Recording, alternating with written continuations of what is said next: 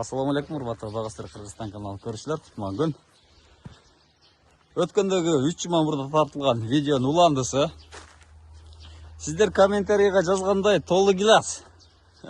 Толубай агамдын гиласына келе атабыз, Толубайга. Мынакей 3 жума мурда тартып кеттик эле. Ооба. Биринчи сүйлөбөй туруп эле мөмөсүн көрсөтөлүчү мынакей. Мындай. Силкип туруп мынакей. Бул мына. Алла. Канча гүлдөсө ошонун баарын эле кармап алган окшойт. Та 3 жумадан кийин бушат окшойт, а? Толбойго ушул гилас боюнча эми Буну биз Кыргызстанда мактап аткан сиз да.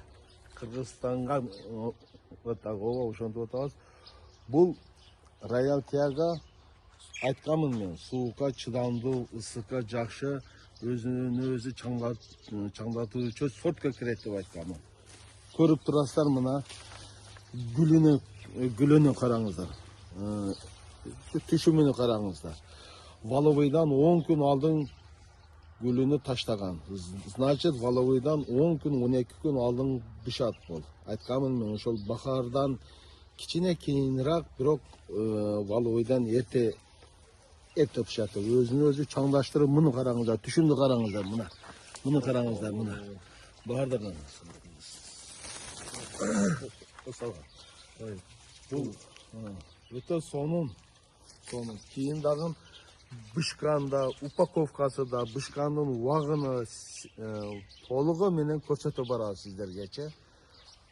Азыр удобрение берилген дагы өсүшүнө караңыздар, мына 15-20 сантиметрге чейин өстү.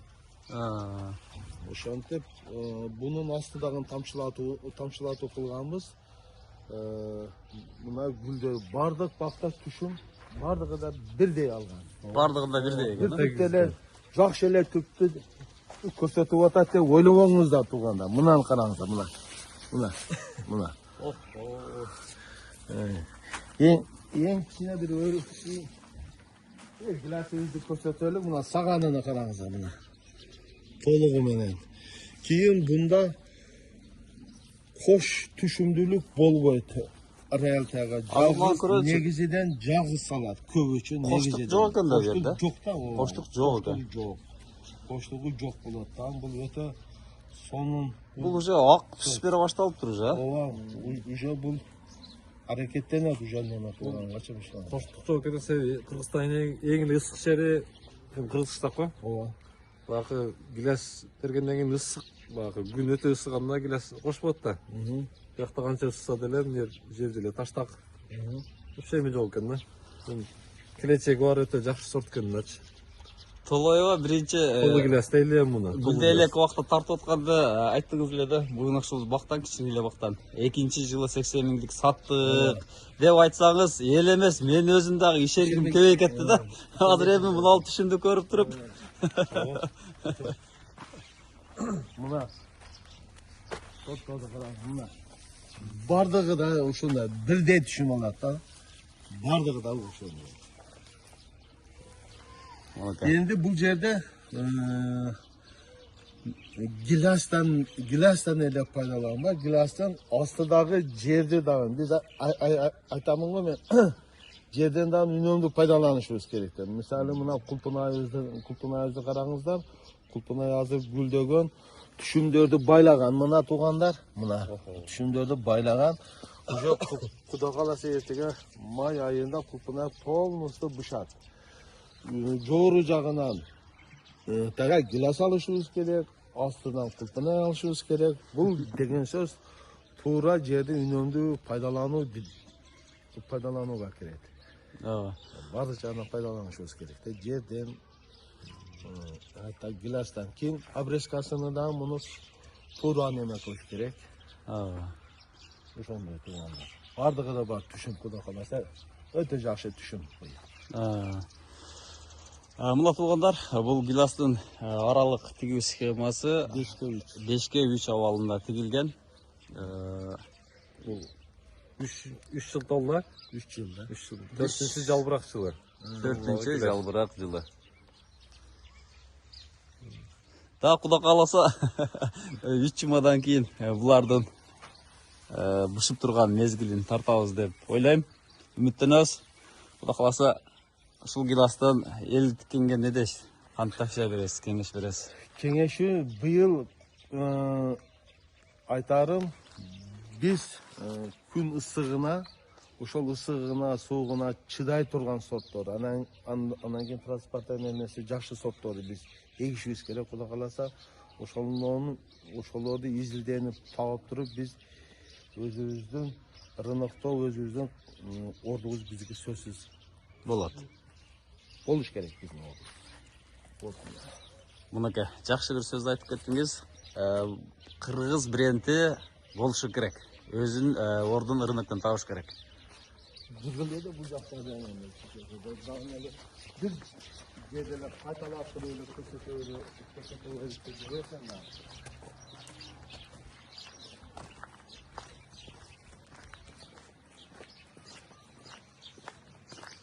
Бул жерде бир эле сорт да же башка сорттор да барбы? Бир сорт экенбиз, роял тиаго деп экенбиз, бадарына. Бул өзүнүн калган сортто чизгенбиз.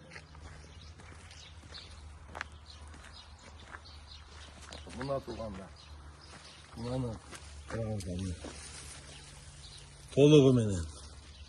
Түшүм өтө жакшы. Толугу менен. Мына. Бардыгы бирдей. Бирдей салганда бирдей бардыгы. Мына. Охо. Булар жеткирип багалабы же майда болуп калбайбы? Майда болбойт. Буга негизи айтам го мен туура агротехника. Ал деген сөз удобренияларды, витаминдерди өзүнүн убагында берип барса, товарный вид өтө сонун болот. Негизи туура агротехникада өтө сөз көп. Бул тире эми элдин баягы комментарийга сураган немеси да, өзүнүз чаңдаштырабы? Базарга кандай кетет? Жумшак болуп калбайбы? Анан сабагы кыска болуп калбайбы деп. Эми сабагын көрсөтүңүзчү. Сабагы мына уже сабагы орточо болот мына. Сабагы Энди быйыл бышканда тартайлык ошону. Ошондо бышканда тартсак бардыгыга жооп ошол убакта чыгат уже. 4 сантиметр кена сабагы. Ооба. 4 сантиметр. Өтө жакшы болот. Види өтө сонунда чырайлуу экен види. Кара кочкул сырты катуу ушундай болобу? Катуу болот. Ошол катуулугу мен ойлойм ушу 76-78 немеге барат окшойт процентке. Ошол баловыйдай эле болот катуулугу. И чоңдугу чоң болот экен мунукучу. Чоң болот. Енді ошолорду далил катары эртеге бышканда Кудай кааласа тартабыз. Ошол далил катары бардыгын ошондо көрсөтөбүз сиздерге туугандар. Мына туугандар, бул видеонун сөзсүз түрдө 3-чү уландысы дагы болот. Кудай кааласа тартабыз келип. Мына толуу гиластын абалын көрүп турасыздар. Баягы көпчүлүгүбүздүн тилибиз келбейт да, аты эсибизден чыгып калат. Эрте ушар баягы сорт бар го деп эле сурай беребиз да. Толуу гилас. Толуу гилас деп кое беребиз. Мына ушул агроном абабыз ысык жерлерге бир канча сортторду өзү сынап көрүп, сунушун берип жатат. Эгерде сиздерде климат ушундай шартка жооп берсе, демек сиздер дагы шаблон катары ушундай бактарды кылсаңыздар болот экен да. Бул жаш жөнүндө дагы эмне айтпай кеттик?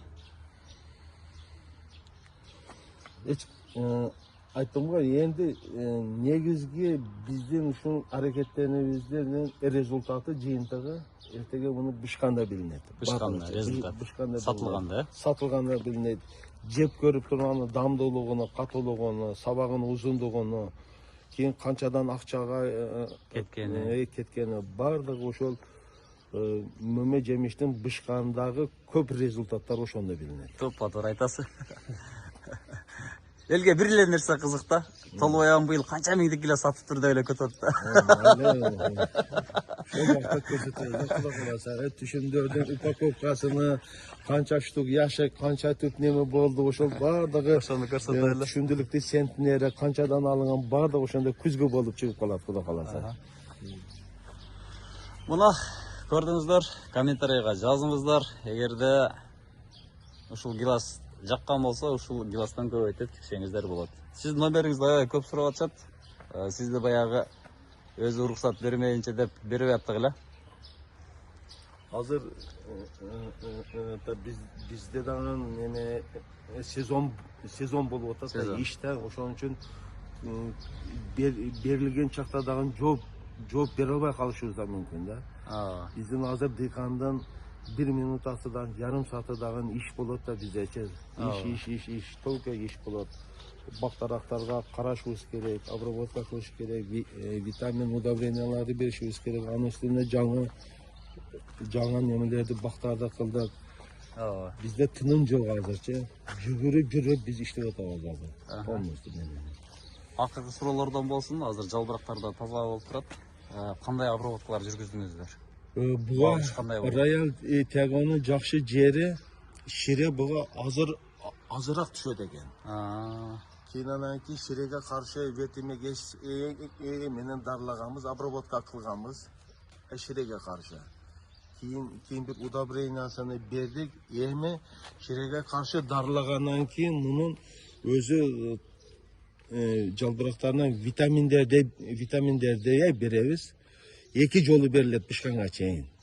Витамин ошол менен Кудай кааласа бышат. Апрелдин быйыл 29-да чыгара албайбызбы? Bilmeyen anacı endi bıyıl endi nemege dağın karayta pagodага ям карайт болчу. Мына туугандар, бул сорт эң эрте бышуучу сорт. Майдын 1-10 күндүгүнө чейин быша турган сорт. Башка сөз калбады го дейм. Мына туугандар, экинчи видеода тарттык. Сиздер Багастыры Кыргызстан каналы менен болдуңуздар. Тынч аман болуңуздар, туугандар.